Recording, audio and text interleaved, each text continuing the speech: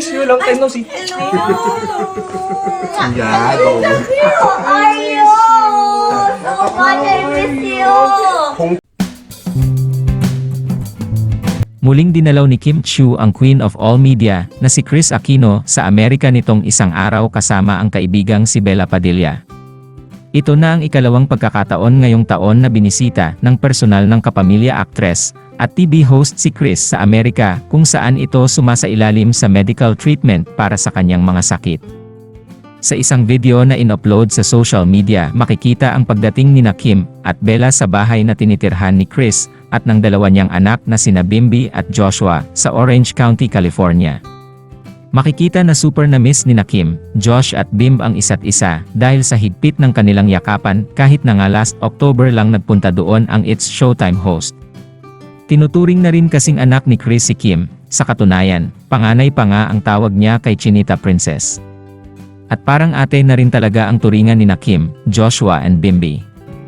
Mapapanood din sa video ang pagkarga ni Bimby kay Kim na mas matangkad na ngayon kesa sa kanya. Base sa reaksyon ng dalaga, tila gulat na gulat pa rin ito sa itsura ng bunsong anak ni Kris.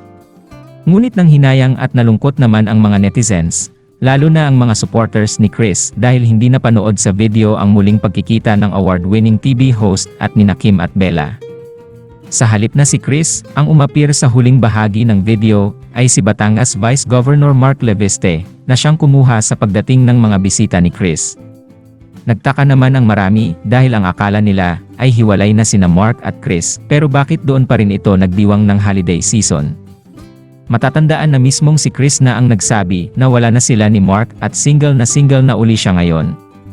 Pero komento naman ng ilang netizens, baka raw nagbago na naman ang isip ni Kris at tinanggap uli sa buhay niya si Mark Leviste.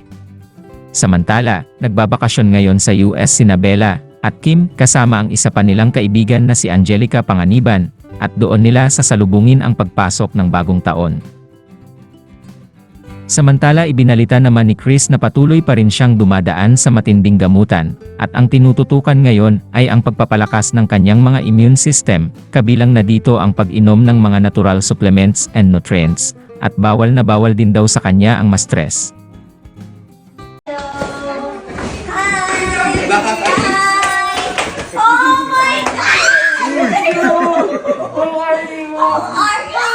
Hi, Tita Bella, how are you? Miss you, long time no see. Yan, oo. How are you? So much I miss you. Hong tayo. So tired. Oh my Josh. God. No, kuya. No. Oh my God, grabe ganito ka lang before. Oh my God. Long time no see. Kuya, ma. Ganda sa room. Kala ko yan. Akala ko dito na ako. Hello. Thank you po. Thank you. Ay, papakita ko. Ma'am si Bella. Hello po. It was okay.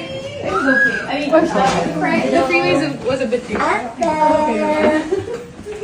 Come in. I'm so sorry. It's super traffic. Grabe. Here's Mom si Bella. How are you?